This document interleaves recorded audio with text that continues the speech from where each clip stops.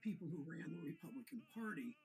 I find it, if not for the seriousness that I find amusing, that they're saying that Trump isn't going to listen to Wall Street anymore, isn't going to listen to the big corporate CEOs. He's going to listen to these California billionaires. I mean, the three of the richest people in the world are sitting on that platform with him.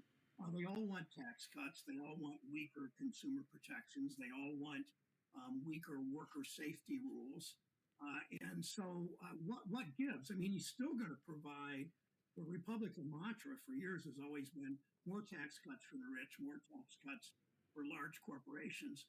I don't see any movement away from that. But at the same time, he's clearly listening to billionaires. One of them, as we know, on the stage gave $250 million to the president's campaign. So it's not like disruption means it's all about a focus on workers. Disruption means, well, we won't do quite as much for corporate America. We're going to take care of these newly minted, in some cases, DECA or CENTA, if that's the word, CENTA billionaires. So I don't find much change. And I don't, again, politics is not left or right, it's who's side you on. And I think the president today needs to essentially say to the public, I'm not going to let these billionaires run the country. They help my campaign, but I'm going to look out for workers. I hope he does that. I'm always optimistic. I just don't really see it coming. Well, President-elect Trump is now making his way into the Capitol. Tiffany Smiley, as we watch this live picture, I believe Senator Brown was referring to what you mentioned earlier about the disruptors. Care to respond? Yeah, I mean, look, these people worked with Biden. We saw a moment ago the arrival of House and Senate leaders. How do you expect the House and Senate in this go-round to be a check on executive power? I think they're going to be a check, and I just had a conversation with John Thune casually on the Senate floor. I escorted a new senator, someone who's being sworn in about on January 3rd. But I think they will be a check. Obviously, there's going to be a lot more communication. There's going to be a lot more communication between the two than has happened in the past. Obviously, Senator McConnell and President Trump didn't communicate that much. Thune and the president will. And then, look, in the House, you've independent Republicans over there. Obviously, the Democratic side is going to be a check. I think that people this time, though, are going to pick and choose. I think there's going to be more prudence in the way that they check, understanding the capital that the president comes in with, political capital.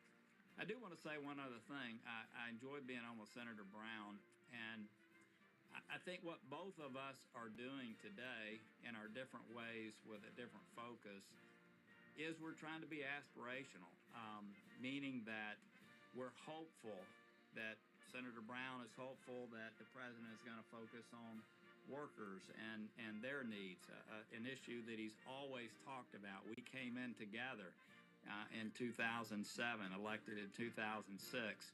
I, too, am trying to be aspirational. And I think that is the way that both the House and Senate in some ways will be. Can they influence the president to stay focused, to move in a direction that is good for our country? I think that's the mode that everyone around is going to be, hopeful that somehow the president will stay focused, that he'll try to bring out the best in all of us. And we're going to see in just a few moments whether that's his first step here at the inaugural speech. Indeed. We'll end on that moment of hope, that note of hope, and go inside the Capitol Rotunda to watch this inaugural proceed.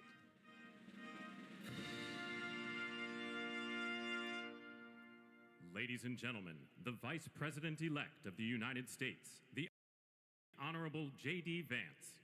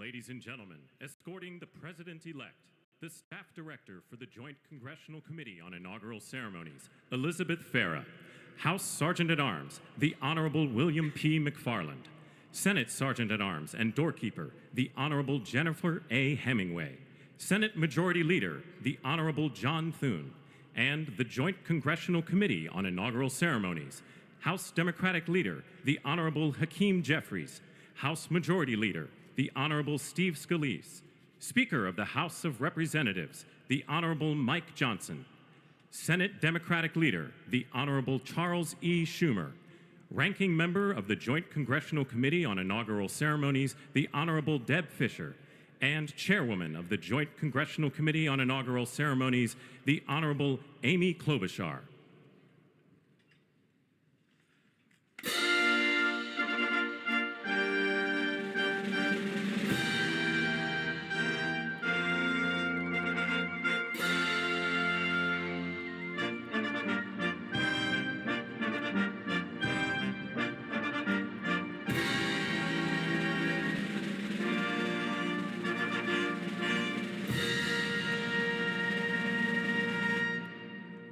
Ladies and gentlemen, the President-elect of the United States, the Honorable Donald John Trump.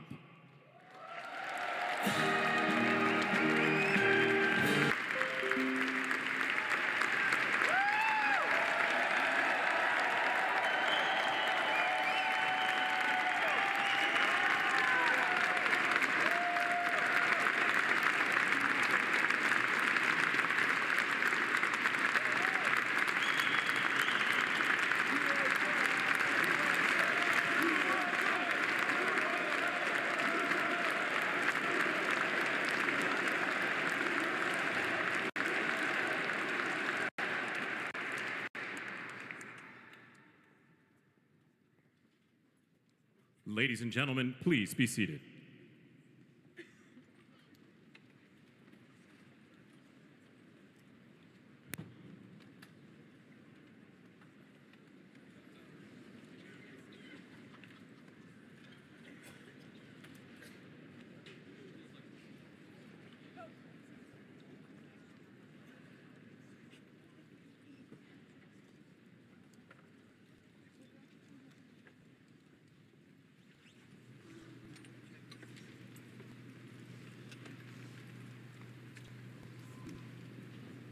Please welcome the Chairwoman of the Joint Congressional Committee on Inaugural Ceremonies, the Honorable Amy Klobuchar.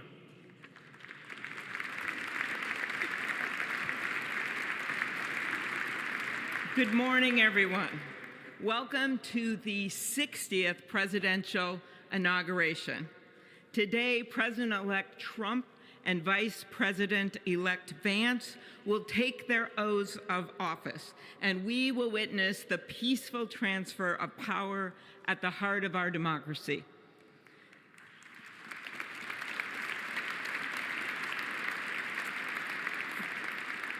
For the past year, I've chaired the inaugural ceremony committee, which includes the leadership of Congress from both parties.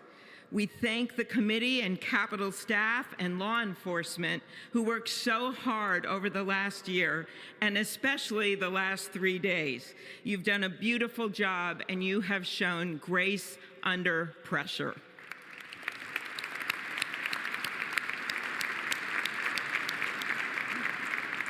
Our theme this year is our enduring democracy.